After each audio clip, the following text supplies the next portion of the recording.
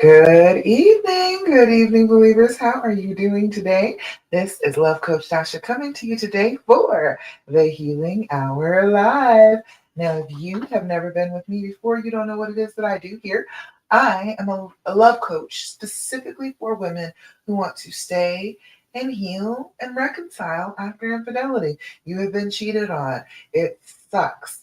But for some reason, this is still your person. This is still the person you want to spend your time with, you have invested your life with, you are trying to make it work. And I'm here to show you exactly how to make it work because I've done it. I stayed about 18 years ago at this point, and it has gotten better and better. I have healed more and more from what happened, and I know the ways to heal. I know how you're feeling right now, and I know how to get out of those feelings into better feelings, and I want to show you how. So this is what we do here every single week, Thursdays, 9 p.m. Eastern Standard Time, okay? So first things first, hi, how are you doing? I hope you're doing well today. Um, I wanted to let you know, first of all, I am kind of struggling. My voice is a little off. The ragweed has been terrible here. I'm going to talk as best I can. All right. I think you can hear I'm a little huskier than my normal today. So just to let you know, if I end up not being able to talk anymore, I'm sorry. All right. All right. So, the first thing that I always want you to know every time we get together is that you have been through a trauma. That's what this is. That's what you are handling right now. You are handling the effects of trauma, not just on your heart, but on your brain and your body as well. Your brain is part of this body, all right? So, when we're talking about this is a physical thing that is happening within you, and you need to do something about it. In order to heal from it, you are going to have to actively do something about the effects that this trauma has produced inside your brain, inside your body. So that's what I talk to you about. I talk to you about all the different ways that you can get through what your body is doing to you. Speaking of which, the main thing that your body does to you when you are dealing with this trauma after infidelity is it gives you triggers. Have you been dealing with the triggers? I know that I did. I know that most women that I coach, they are dealing with the triggers too. So I wanted to make sure that you knew about my Tricky Triggers Challenge that is coming up September 22nd. We start at 11 a.m. Eastern Standard Time. It's going to be about 20 minutes a session all through the week. So Monday through Friday, you're going to have lessons every single day about the triggers, where they come from, what you're supposed to do about them, the things that you're definitely not supposed to do about them, how to get through them, how to make them stop being such prevalent parts of your life. I am going to teach you that all through the week, September 22nd. So make sure that you go. I will put it in the comments, and go to my Instagram to sign up. Go to the Love After Cheating group to sign up. It's everywhere. Okay, you will be able to find this link everywhere to be able to sign up for the Tricky Triggers Challenge. I want you to come join. If you are having difficulty with the triggers, if your body and your brain keep going haywire because of the triggers, we can do something about that. We can make that stop. We just got to pay attention to what is going on and do something about each of the things that is happening to you. Okay. So make sure you sign up for the Tricky Triggers Challenge for 2025. All right. All right. So going on, talking a little bit more about the other things that you can do that are going to start to calm the response of your body in this trauma. Instead of doing whatever your brain and your body are saying at the moment, we've got to learn the correct way to go about it. So the very first thing that I always teach you, I'm always going to remind you of every time we get together, is I want you to do your deep breathing. Have you been doing your deep breathing? If you are showing up here and you are one of my clients, you know I'm going to tell you that first. But even if you are not my client, that is still the first thing that I want you to know about getting over this pain, getting over this trauma. Your breathing changes when you're traumatized. It is part of the way that our bodies work, okay? Automatically, your body will start to make the breath more shallow so you can suck in a little bit more oxygen, but you're not fully exhaling, you're not really getting rid of excess carbon dioxide. You're just trying to get in as much oxygen as you can because your blood flow is actually changing around your body. It's actually changing something when you get that anxious. So we have got to do the opposite breathing. That is the breathing of get ready. We need to either fight or we need to run. We need to do the breathing of actually, no, I am perfectly safe. I do not need to fight or run. When we change our breathing purposely, we are telling our brain inside of our body that the signal is messed up. No, no, no. I am watching. I am conscious. I am telling you it is fine. There is nothing here for us to be worried about. And so then you train your body to recognize your cue to calm down every time that it automatically goes into that fight or flight thing all by itself. Okay. Because that is automatic. You calming down has to be conscious. But this happens to you automatically every single time that adrenaline gets going. You automatically start to breathe that way.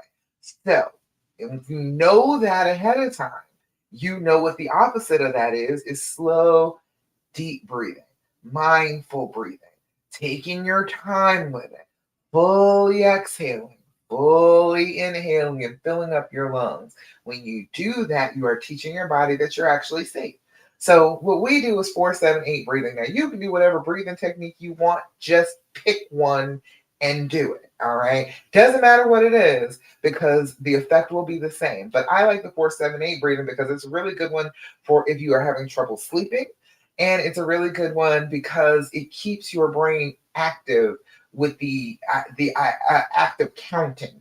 You are that 4-7-8 pattern is a little bit weird, and so you have to focus. You have to pay attention to that, and that's all you're really paying attention to: the counting and the breathing, both of which override that automatic "I'm in danger" signal in your brain. If you are counting things, your conscious mind, your upper brain is working, and it is not just all the reptilian part, the fearful part. It's not just that. You are activating a larger, more intelligent part of your brain that is not just reacting to things because you're counting.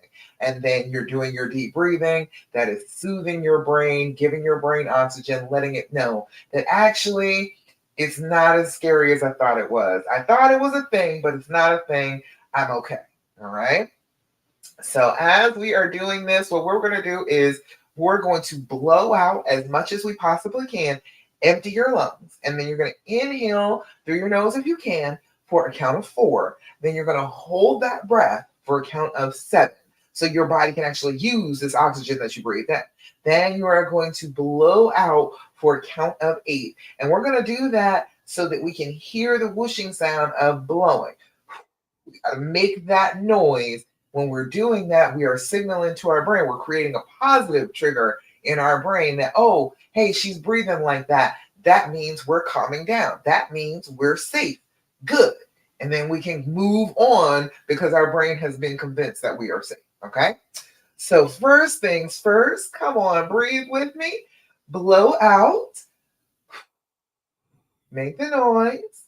Inhale through your nose. 2, 3, 4. Hold it. 2, 3, 4, 5, 6, 7. Blow out. 2, 3, 4, 5, 6, 7, 8. Again. Inhale. 2, 3, 4. Hold it. 2, 3, 4, 5, 6, 7. Blow out. 2, 3, 4, 5, 6, 7, 8. Last time. Inhale. 2, 3, 4. Hold it. 2, 3, 4, 5, 6, 7. Blow out. 2, 3, 4, 5, 6, 7, and 8. Beautiful. How do you feel when you do the deep breathing? Does it feel good? It should have an effect on your body. We are talking about trauma. Trauma affects the body. We've got to affect the body to be able to get out of it. So it should change something. It should make you feel a little bit different, maybe a little lightheaded, Maybe you feel a little bit tired. Maybe you feel a little wired. There should be something different happening inside your body when you do the deep breathing.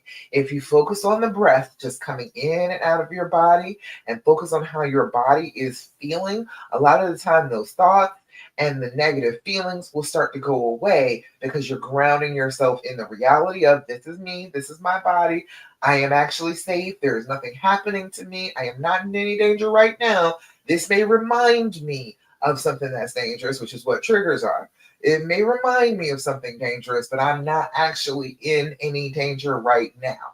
When you do the deep breathing and you talk to your brain, you tell your brain, you talk it down from the ledge, you tell it, hey, this is not the time to crash out. Everything is all right.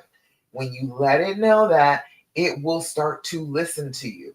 Your brain is one of the only organs that you can like consciously interact with. We do have effects on the rest of our organs in our body, but our brains are the ones that we are, as a conscious being, the thinker. We affect what the thoughts are inside of our brain. We talk to it on a regular basis. It talks to us. So we've got to recognize that that is a bond, that is something that happens, and then do something with it that will start to help us come down from this pain, come down from this trauma. Does that make sense? Hopefully it does. I don't want you to be lost about this because this is an important point. This is all happening inside your body.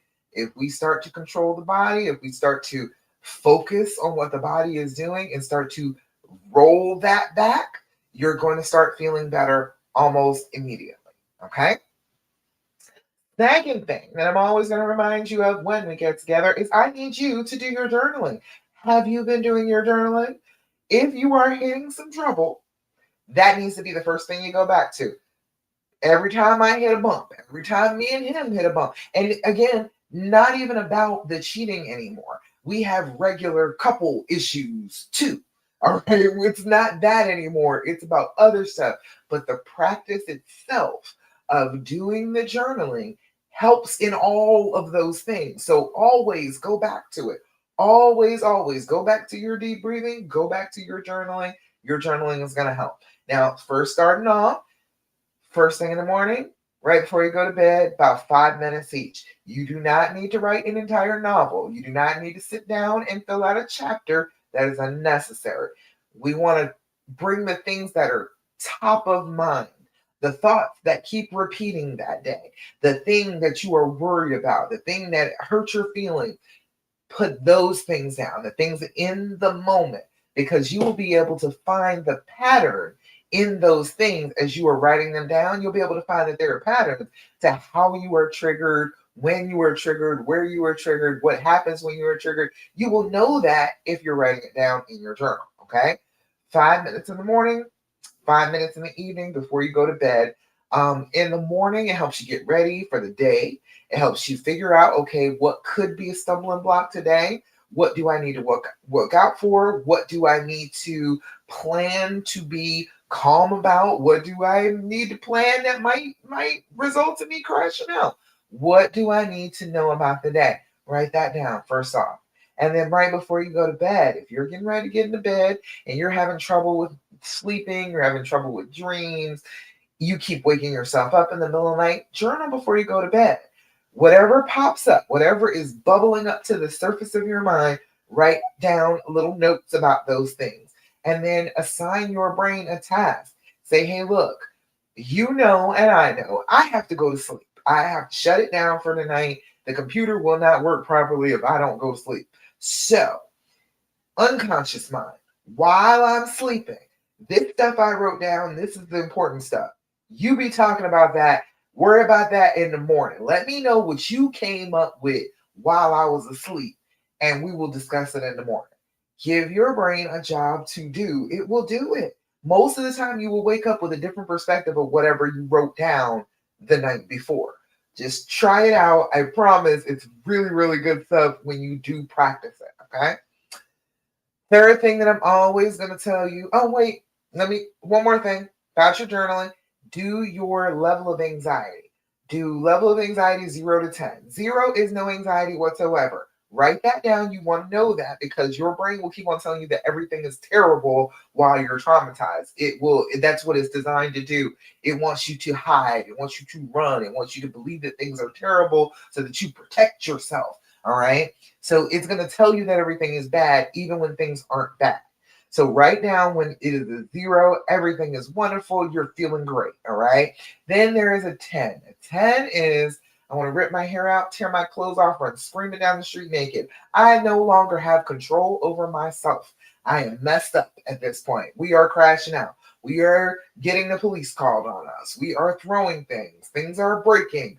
That is what is happening when you're at a 10. If you are at a 10, you're probably not journaling. Okay?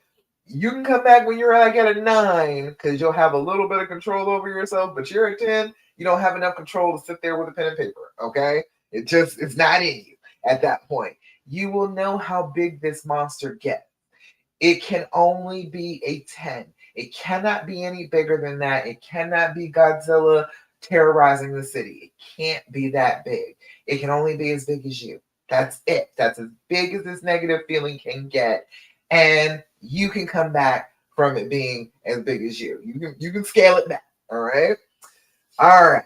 Third thing that I'm always going to tell you every time we get together is I need you to develop an attitude of gratitude. I need you to sit down and focus on the things that are good in your life. The things that you are grateful are there. The things that you're like, oh, I'm so happy that this is a part of my life. I need you to focus on those things. When you are traumatized, like I said before, your brain will try and make you think that everything is terrible all of the time. If you program your brain every morning when you get up to tell you 5 things that you are grateful for, you are actively combating the damage that that trauma has done to your brain. Your brain on trauma says everything is bad, nothing is good, there's nothing to be grateful for. When you assign it that gratefulness task, it will consider that first because you are consistently waking up every morning saying 5 things that you are grateful for. Your brain knows that that's the task first thing, not to look for something to be angry about and sad about and afraid about. It's to look for something to be grateful about. That is the way your day will go. If you start following the fear and the pain right off the bat, it will be a fearful, painful day, and you will not be able to find things that you're grateful for. But if you start off with the gratefulness, it is easier to get to happy from grateful than it is from miserable inside. Okay? It is a closer step to happiness. Even if you're not fully happy, you can still be grateful that something exists. Still be grateful that something is in your life. Okay? If you are just a sensible person, you can reach out right now, I bet you anything, and you can touch 5 things that you are grateful for. Right this second, I bet you can. So if you are looking for that constantly, your brain is starting to heal from the trauma saying, no, everything is bad. Our life is terrible. Everything is miserable. It's starting to heal from that. And then you won't look for that as hard. And then things will get a little bit easier for you day to day.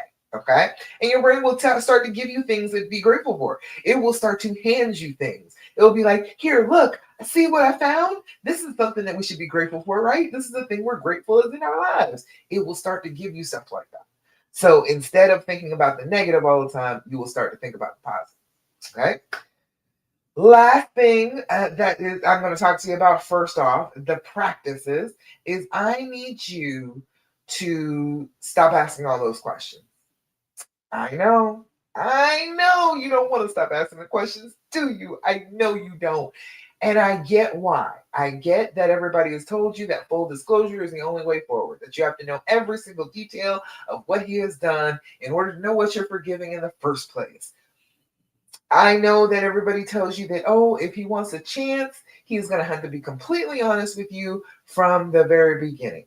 I am here to tell you that doesn't work. All right. Chances are, okay, if we are looking at this from a trauma-informed perspective, chances are, if you are traumatized by this, he's probably traumatized by this. I know he did it. I know. I get it.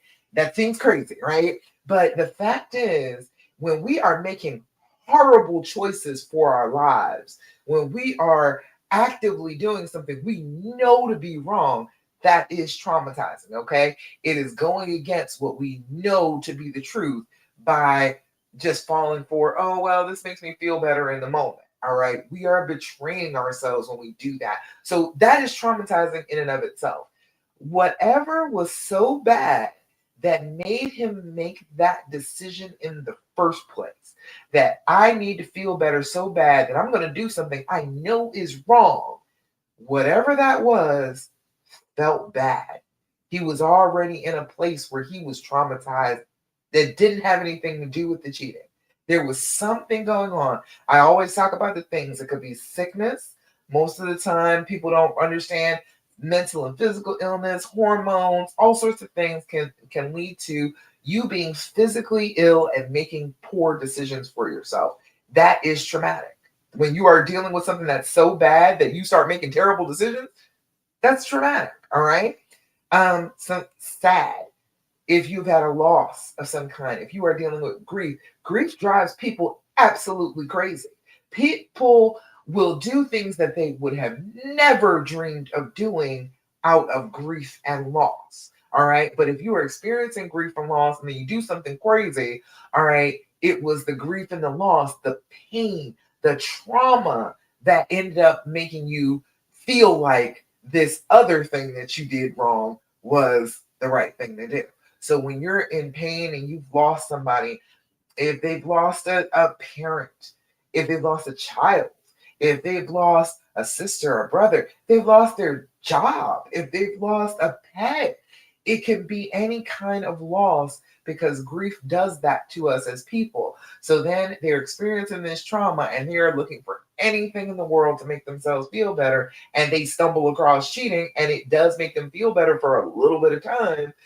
That is where that came from. It came from the trauma. All right. So you're asking somebody who was traumatized, who was already dealing with their own trauma. That's what was going on in the first place.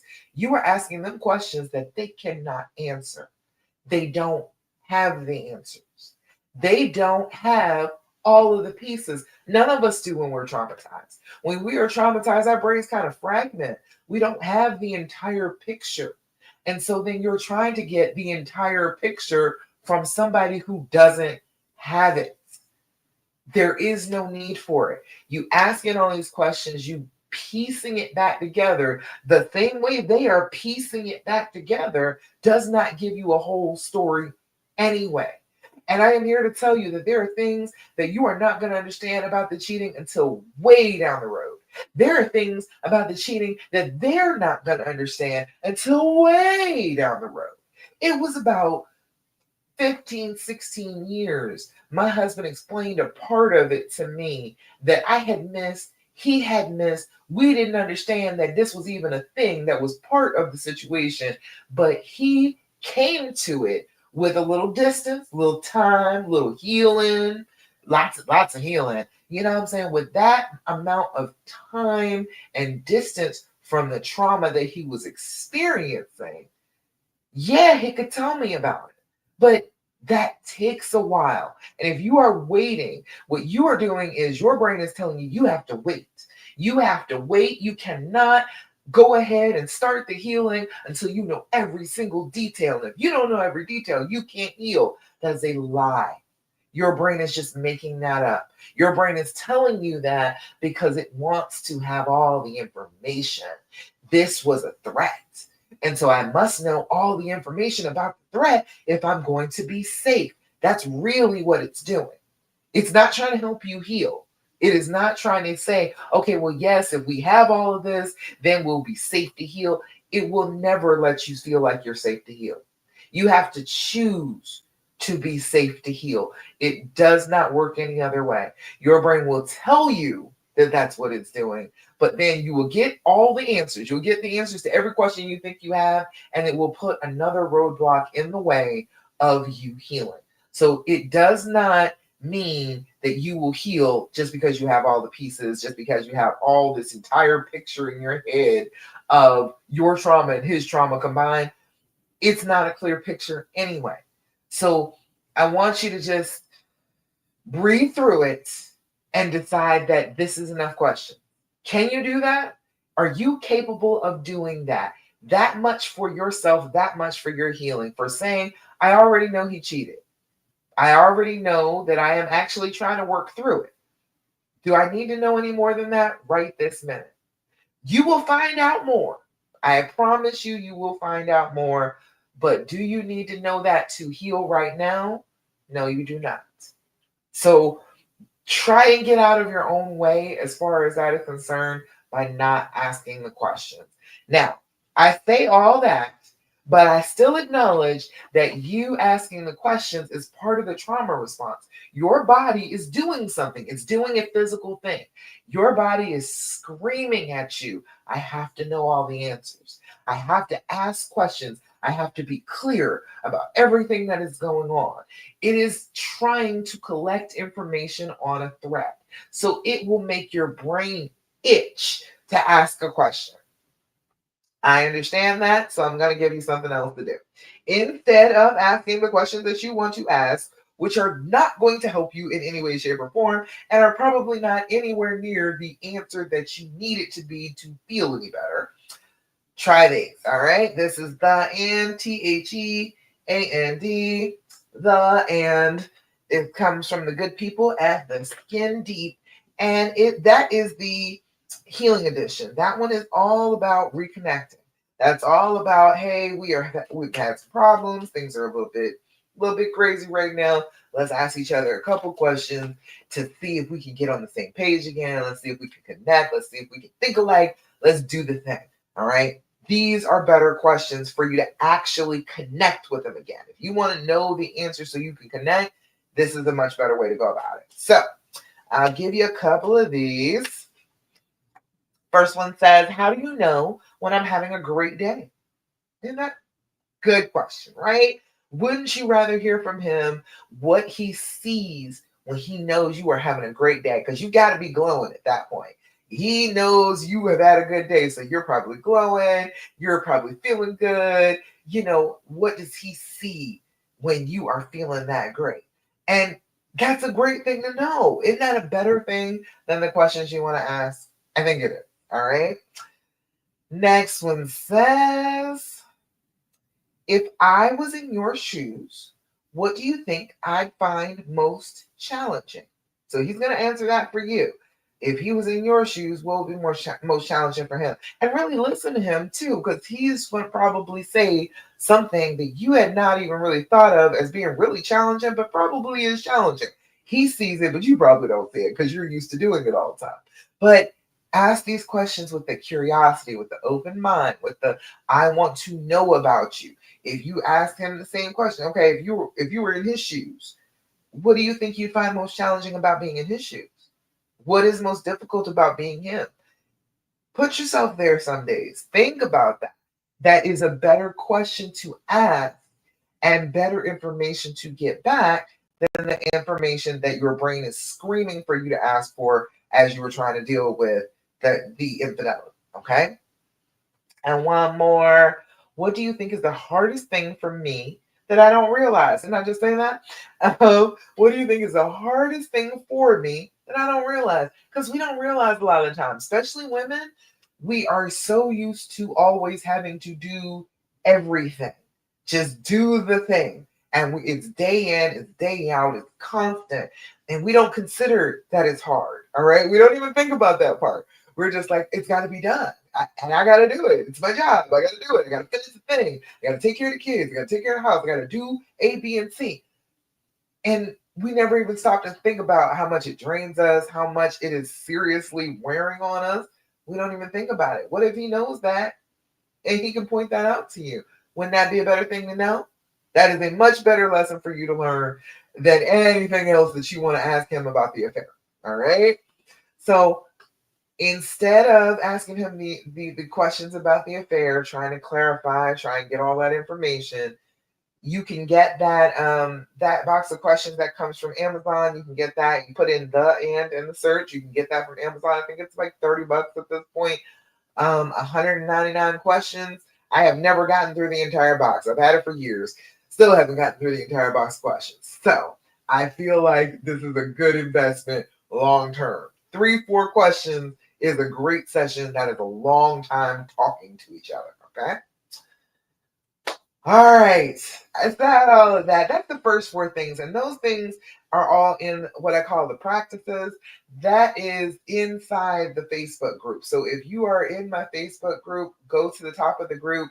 It says in the pinned featured section, it says new, the practices, 5 core habits to start healing after infidelity. Those are 4 of them. We'll talk about the last one later, but you can get your own copy of that right there in the comments. All right. All right. Let's see. So I'm gonna answer some questions. Then I got something to talk about. So we gonna answer. I got at least one question I know of. Let me go back and look. All right. And if you got questions for me, put them in the comments. Let me know what is going on. What is happening with you? What is your struggle this week? We will make it so it's not a struggle anymore. All right. I will tell you what to do. Okay. All right. So Darcy gave me a question. She said, she's been with me before. She's been with my lives before. Darcy, you here now? I know there are people in the love after cheating group, but Darcy's been with me before. She said I helped her before. They got on a good streak. All right. Things were going well. She had caught him cheating a few times before, but with my help, they were working it out, feeling pretty good. So fast forward to the other day, she went in his car and she found a female's hair clip in his car. So automatically, heart sank, thinking that, immediately, here we go again. All right. There's a lot going on. She talked about sick parents. That is a big major life stressor too. That is one of those things. Your parents being sick, you having to take care of them. That's one of those major life stressors that just happens because you're a couple and you're going to go through life together. It gets a little difficult. The other person feels a little left out, feels like they're, kind of on their own while you're trying to take care of your parents. There's a lot that goes on with that. However, you don't want to automatically think the worst thing. So that was the first thing I told her.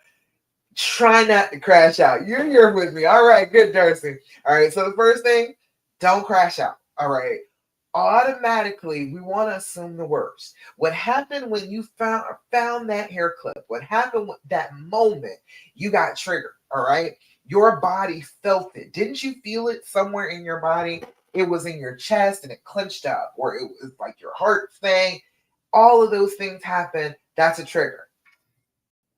All right, so we've got to recognize when we're triggered, and then what we need to do is lengthen out the time between the trigger, feeling the trigger, and responding to the trigger. All right, because if we do it, feel the trigger, respond, chances are we're going to do the wrong thing. All right, most of the time, what the trigger wants you to do is automatically assume the worst. So we're not going to do that. That's the very first thing. We're not going to assume the worst. Just because we had this bad feeling doesn't mean that it is a bad thing. Our bodies are so sensitive to this at this point that any little thing can trigger that off, and that bad feeling feels real. It feels like it's important because it's a survival mechanism, but it doesn't necessarily mean that it's true. Your body, your brain can misinterpret anything. Okay? You said you started off shaking, right? Immediately, because it's a physical feeling. That's why we do the Tricky Triggers challenge, so you can understand that this happens inside your body. It is a physical thing that is happening. So we got to recognize when we start to shake, when our heart drops, when our stomach turns. Okay, that is I am triggered. All right. Then we got to take a moment to think, okay, what am I afraid of here? Because usually that's what it is. It is a fearful feeling filling your body, giving you an adrenaline surge, and making your body ready to fight or ready to run. That's what it is. It's the fight or flight response. Okay, what scared me? Okay, I found this hair clip. I think that this might belong to some other woman, and he might have been cheating on me. Might have had her in the car. This could be a serious thing. It could be. Okay, we got to understand that, yes, absolutely, that is possible. However, it is also possible that it's just a hair clip. That is altogether just as possible. As a matter of fact, it's probably more possible because, like, why would he have you in his car if he knew he had her in the car and she then left the hair clip? Wouldn't he have picked that up before he had you in the car? Wouldn't he have looked around a little bit to see if she left anything if he had her in the car? You would think, right? Logically speaking, it would seem like, well, if he would have had her in the car, he would have made sure he picked up everything. So maybe he didn't know it was in the car. All right. Then that leads to two possibilities. She could have put it in the car and he didn't know about it. That is possible. But you were able to see it, so he should have been able to see it, right? Or there is no sheet. Could have been on somebody's clothing, could have been in somebody's book bag, could have been anything other than an actual woman leaving her hair clip in your car. So we've got to start, just take a moment to really think about it. What is the most likely situation here? Now, I did ask her if there was other women that could be, like, could have left their hair clip in his car. She said no. All right, fair enough. He said, so what do? I put it under the mat like I've done in the past. It was clipped on the top handlebar. That's what I'm saying. Like, if there was another girl in the car and it was clipped somewhere you could obviously see it, he would have obviously seen it. So he didn't think anything of it. So that leads me to believe that whoever did stick it there could have been coworker, could have been anything. Somebody was just stuck it there for a second and forgot that they left it there. It could have easily done that. So if you got in the car and you were able to see it, it seems like if he was able to see it, he would have hidden it. It wouldn't have been out in plain sight. It would have been underneath the seat. It would have been tucked in the glove compartment. It would have been somewhere where he would think that you wouldn't automatically see it. Why would he leave it there if he knew he had another girl in the car? Like, that would be kind of crazy to do. That would be a kind of stupid thing to do. And when she got out of the car, why didn't he say, hey, take your stuff with you? Because I'm trying to hide this. Like, if he was on that hiding thing, he would have hidden it. But apparently he wasn't thinking anything about it. It was plain view. You can ask. You can ask him about it. But I don't know if you would necessarily be satisfied with any answer he gave. If he says, I don't know, I don't even know where that came from, then you're gonna be like, oh, well, you're just lying to me. You know damn well you had this woman in your car. You'd end up not believing that. So you could wait for a little while, wait and see if it happens again. If something, you're like, maybe you didn't see it, but like you saw it immediately get in the car. It's like on the top handlebar. Like, if you can see it, like, he should have been able to see it too. Like, he would have welcomed you into his car, not paying attention after he knew he had another woman in the car. Like, that's crazy. Why would he do that? You might want to pick up. You might want to make sure that there is no evidence left in the car if you're going to have your girl ride in the car after you have your side chick ride in the car. If he's not smart enough to do that, then, that's your boo. But like, more than likely, it seems like if he knew he had somebody else in the car, why would he just leave it? Why would he just say, oh, well, Darcy's going to see it. And she's gonna be mad, but whatever. I don't care. It's not any of my business. Like, why would he do that? Why would he do that to himself? Get himself all caught up like that? He said that's what he said. All right, that's probably what it is. He said he didn't. He just said he didn't know. He said he didn't know where it came from. Let me know in the comments. And it's okay. So you've already asked him, so you don't believe what he's saying either. you're like, nope, I don't believe it. So, like, what do you want to do about it from here? All I can really say is watch, pay attention. All right. There was nothing else up until this point, till this random hair clip that may or may not belong to another woman. There was nothing else that was concerning you. You were fine. You thought everything was going well. There was nothing that had been bothering you, nothing that was going on inside your head. You're like, maybe he's doing this. So if there wasn't any other evidence that tripped up your spidey senses. This tripped them up immediately. So if there was nothing else going on that tripped up your spidey senses all the way up until some random hair clip, then it might not be anything. I would think if you have been through this before, you're kind of hyper vigilant. It's part of the trauma response. You're always watching, you're always looking, you're always trying to see if something is wrong. And you've been feeling like everything has been going well. Now it's red flags. Not answering the phone doesn't have to be a red flag. I see that's bad because I'm terrible at answering the phone. And so if that was one of the things, I would be cheating all the time. Okay? Some people are not good with that, all right? That in and of itself doesn't necessarily mean that he's cheating. Like your brain is going off, triggering you all these things now, but up until you found this, you were feeling good, right? That's what you said. Fast forward up to finding the clip. All of a sudden, you were like, "Oh no, there's something going on." But there wasn't other things that you were just like, "Oh no, this. I feel like something is going on." Up until you found that.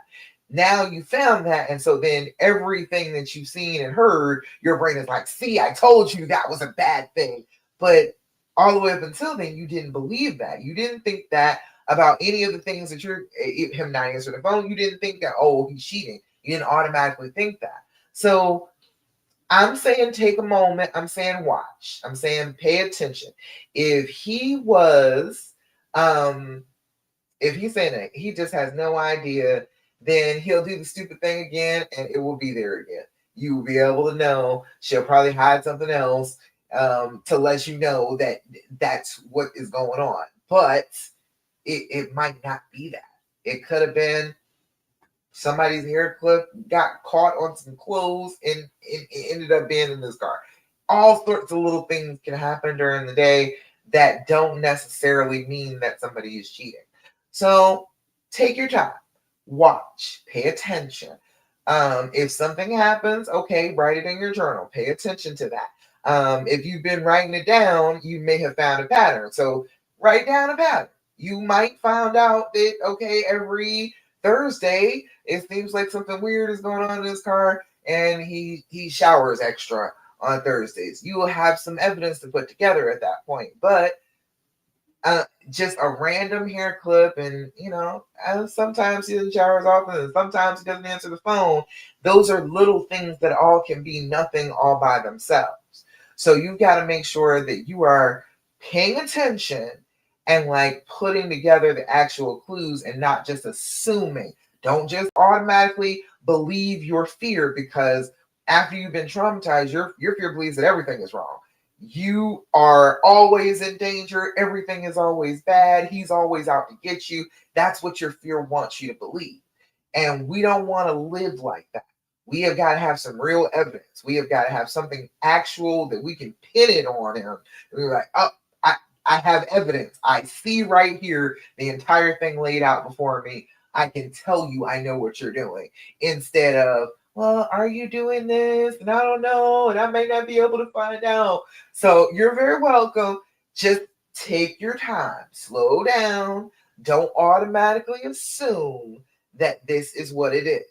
You try and debunk. You try and, that's what people do with UFOs and ghost stories. They try and debunk. What is something that could have caused this? What is something else reasonable that could have directly affected this? Try to make a liar out of your brain. Try your very best to say, okay, well, I found this thing, and that automatically means that he's cheating. Say, no. I do not accept that.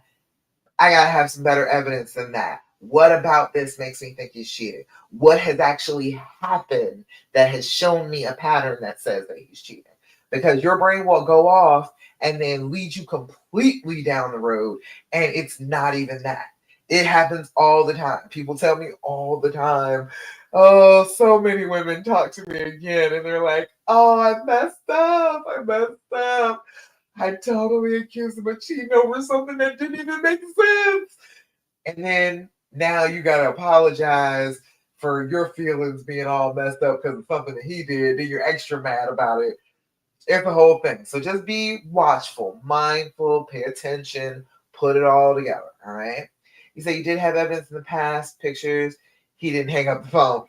Of course.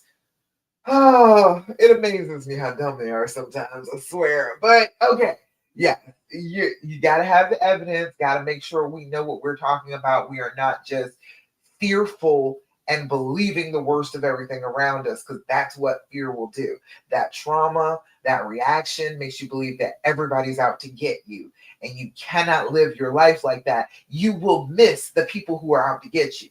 That's the important part you need to know about that. If you believe it every single solitary time your brain has a stray thought, you will never trust anybody again. You will always believe that everybody is out to get you. You've got to be clear. You've got to know, okay, wait, this is regular people behavior. This is just some regular stuff that happened. Okay, this is malicious. This is an act. This is an act of an enemy against me. You got to be able to differentiate between the two. When you are in this freaked out fight or flight stage, you can't recognize it. You cannot understand the difference between this is just regular people stuff and this is enemy action. Okay, so we need to make sure we are keeping ourselves nice and calm. Do your deep breathing, do your journaling, have the evidence lined up, put things together, and then, all right, then you can confront, then you can say something about it. Then you can be like, you can't gaslight me. I know X, Y, and Z. I know these things. And you see, he's kind of dumb, and he won't, he will mess up and not hang up the phone. So all you got to do is just be watching. If he was doing something, you will be able to find out pretty quickly. If you do this for a couple of weeks, 2 weeks, and you're not seeing any of the patterns, you're not seeing, oh, he's cheating on me, believe it when you see it, and just go ahead and say, okay, I'm going to believe that that is not what is happening here, and I'm going to try and find a different excuse for what is actually going on. All right. It's so easy to fall into. Once this trauma has happened, it affects your body, it affects your brain, and it is automatic. You automatically believe the worst of everything and everybody. And again, that will protect you, but it will leave you very isolated and very alone. And that is not what you're going for. You don't want to be alone just because you can recognize when somebody's doing something messed up. You don't want to have to be alone for that. So keep in mind that it may not be what the fear is telling you it is, and look for the evidence. Look to make sure before you start talking, before you leave, before you do any of that, make sure that you have something to hang this on so that you are not just talking crazy, you're not just assuming anything, you have actual evidence, you know what's going on. All right. Then they can't just sit there and gaslight you. You're like, no, no, no. I got evidence. Yes, I got it right here. I'm telling you right now, this is what it looked like. I know for sure you're acting up, And then you don't even have to listen to them at that point, because the whole trying to get them to tell you, trying to get them to admit things, like that doesn't work. Nobody wants to admit when they did anything wrong. Nobody wants to sit there and confess to what they did. Nobody wants to do that. So it's hard to even get them to like say that they did it, even if you have the evidence. So you just make sure that you have the evidence for yourself, and then you can decide what to do from there. You can decide if you're going to stay and you're going to try and work it out, or you can decide if you want to leave and you're tired. So you get the choice no matter what. This is your decision. You are the one that got wronged here, so you're the one that gets to say what happens next. All right?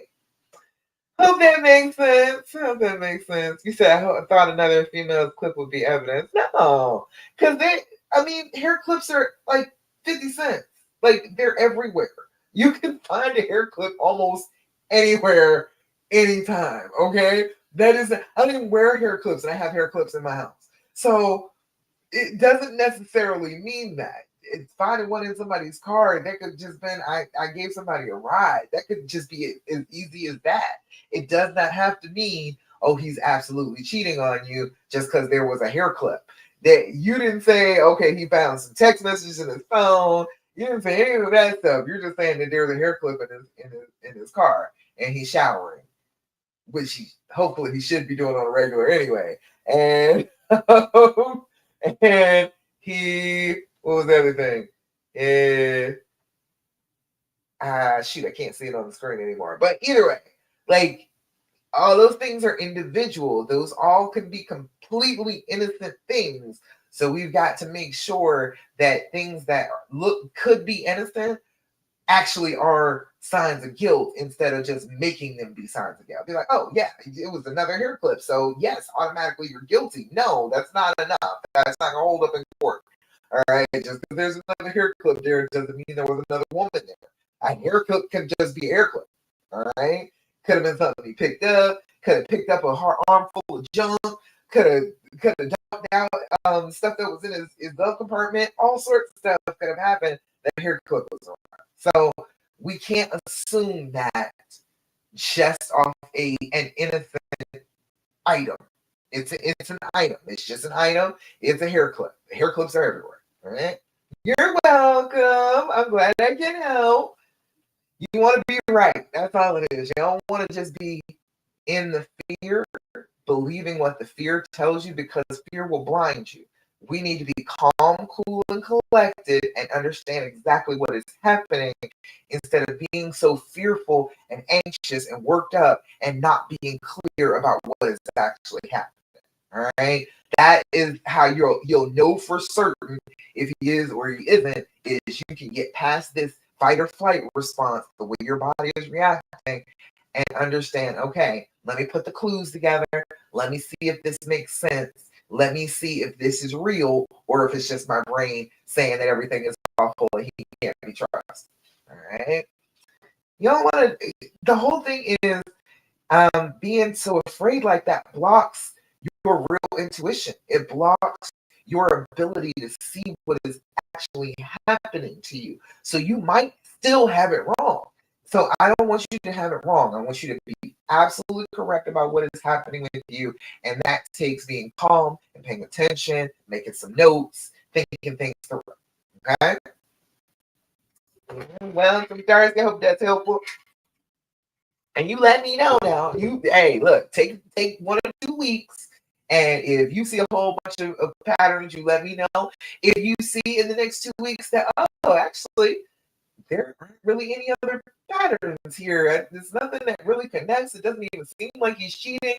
If he is cheating, it's a weird type of cheating. If that's the case, let me know too, okay? I want to know what happens. I do. I definitely want to know the end of the story. But don't always believe what the fear and the pain will tell you, because they will lie to you, okay? Now, just want to remind you again, the whole Tricky Triggers Challenge, that is coming up, all right? I need you to sign up for that. I need you to go into, matter of fact, I can put it in the comments right now. I want you to go and click on this link. All you need to do is put in your name and your email address so that I can send you the emails about the challenge. And you can't get prizes unless you are like actually signed up for it. You can participate in everything. You can come to my Love After Cheating challenge group and participate in everything, but you're not going to get prizes unless you actually signed up, gave me your email address so I can send you the stuff that I need you to send. All right. Let's see. The triggers kind of hit out of nowhere. And that's hard. That's difficult because it seems like they hit out of nowhere, but they're actually not doing that. They are patterns. You will be able to find the pattern if you are paying attention. So as you are feeling triggered, look for the feeling in your body. Look for how you are feeling physically. What is going on with you physically that is happening every single time you get triggered? If you do that and you do that on a consistent basis, you will be able to figure out what triggers you and then come up with better ways to handle it. Okay? Let me put the link in the comments. All right, the Tricky Triggers Challenge link. I gotta type it. Matter of fact, I'll put it on YouTube too. Okay, got that there. Put it on YouTube because I do want you to sign up for this. This is gonna be fun. Okay, we're gonna talk about the triggers. We're not gonna run from them anymore. We are going to acknowledge them. We're gonna figure out what to do about them, and then we're gonna have a plan in place. By the end of the week, you will have multiple things that you can do every single time you are triggered that is gonna help you when you are triggered. All right. I got handouts. I got all sorts of good stuff to tell you exactly what is happening so that it doesn't take you by surprise anymore. That's always been the hard part is it takes you by surprise and it scares the hell out of you. And then you just react in bad ways. Let me turn that down. Mm. There we go. All right. So instead of being trapped by these triggers, stuck, just having them hit you over the head, you are going to anticipate them, and then you will have a plan for what you need to do to solve it before it gets all out of hand, before you get to a 10, before you get to the crashing out stage. So it is in the comments on my YouTube. It is in the Love After Cheating Facebook group. It is on my Instagram bio, everywhere. All right. Come sign up for the Tricky Triggers Challenge. It's going to give you the real tools to start interrupting the triggers instead of just automatically being hijacked by them. This is an automatic system that we are dealing with. So we need to learn how to take over control of the system back from our bodies and be able to fly this plane. Okay. Instead of letting it crash, we need to be able to fly it. All right. Does that all make sense to you? Hopefully it does. All right.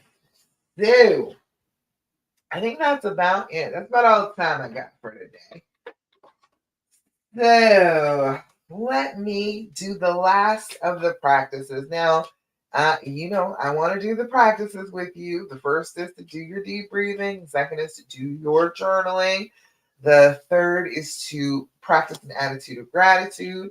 The fourth is to stop asking all those questions about the affair. And then the fifth one, do your affirmations. Have you been doing your affirmations? I need you to do your affirmations, honey. I need you to jump on that. When you are traumatized, your brain will say that everything is terrible, right? That includes you. It will say that you are terrible. It will say that you are dumb and naive. And how could you just let him treat you like this? You're a doormat and you're a pick me. All those negative things that you hear from outside, you'll start saying those things to yourself. So you've got to be doing your affirmations on a regular basis to reprogram your brain, to tell your brain that this is what I actually think of me. I know that you will try and tell me that I'm all kinds of dumb and stupid for being around this threat anymore, but this is the person that I love, and this is the person that loves me, and I know that, and I am not stupid. I am a very smart individual, and I am going to always believe that wonderful thing about myself. I am not going to sit here and believe the worst. When you do that on a consistent basis, your brain will start to believe you. It will start to listen to you because you are actively giving it a message that you want it to have. So that's what your affirmations do. Now, if you're going to use your affirmations, what you need to do is look yourself in the eye. So a mirror, your phone, video camera, whatever it is that you want to do, but look yourself in the eye and say it like you mean it. Say it like it is the most true statement you have ever made in your life. Say it like this is your very best friend and you want her to believe every word that is coming out of your mouth. Say it with that conviction, and your brain will have a record of you saying with conviction, with authority, that you are wonderful, that these terrible thoughts that we're having about her, those are totally untrue. That can't possibly be this same diva that we are in love with. All right. When you do that on a consistent basis, your brain will start to mirror that back to you. Okay. So today's affirmation is today I am accepting. Today I will open my heart and listen with an open mind to new ideas and opportunities. That's a good one. I like that one. Today I am accepting. You got to accept things into your life. You have to accept the healing. That's part of the truth formula. That's the A of the dreams for is allowing that healing, accepting it, letting yourself do this work is one part of it. But as you are healing, you have to actually open yourself up. You have to say that, okay, I believe in what I'm doing. I want to be open. I want to be loved. So I'm going to open my heart up for this. You have to actually allow it. You have to accept that into your sphere, into your world. So if you are consistently telling yourself that you are accepting of all the love and all the good things in the world, and you open yourself up to it, your brain will start to look for that too. Not just that you are wonderful, it will start to look for all the wonderful things in the world that you could possibly have that you have been accepting, that you have been opening up to. Okay? So, one more time, just for the road, I want you to do your deep breathing, do your journaling, practice gratitude, stop asking all those questions about the affair, and do your affirmations at least twice a day. Say them like you mean them. And more than anything, don't do what the fear and the pain tell you to do. Every time they start to holler, don't do what they say. If the fear and the pain holler, I need to check his phone, then you leave the phone alone. We do not want to listen to what the fear and the pain want. When we do what they want, they get stronger. They don't get any weaker. They don't leave you alone. When you do what they want, they get stronger. They get more demanding. They get louder. So we've got to decide that every time that voice is screaming in our head to go do the thing, and we know the thing is not a good thing, but it seems like it might make us feel a little bit better in the moment, we've got to recognize that is what the fear and the pain are wanting, and we have to decide that we are not going to do it. Whatever it is, and it's always different in the moment. I just told somebody this yesterday. It's always different in the moment. Whatever it is, it's not going to always be the same. So this week it could be, oh, I need to be in his phone. All right. Then it could be, oh, I need to stop speaking to him. It will be a different thing on a regular basis. You just have to recognize that petty part of yourself that I'm gonna get him, I'm gonna show him. That part of you, that's the fear and the pain talking. Don't do what they say. You will get further lost in the woods. Okay? If you want to find your way out of the woods, don't do what they tell you, do what I'm telling you. Get your copy of the dreams formula. If you're in the Facebook group, you probably already have it. Anywhere else, go to my Instagram, my Facebook. You will find how to heal and reconcile after infidelity. It will be there. Click the link. Give me your name and email. I will send it right on off to you. It is the path. 6 steps to being able to get out of the woods after this terrible tragedy has happened to you. Okay? All righty, y'all. My voice is about to go out. So I really appreciate you coming and being with me for the Healing Hour Live. I love you and I'm so proud of you. I want you to know that you are not doing the wrong thing.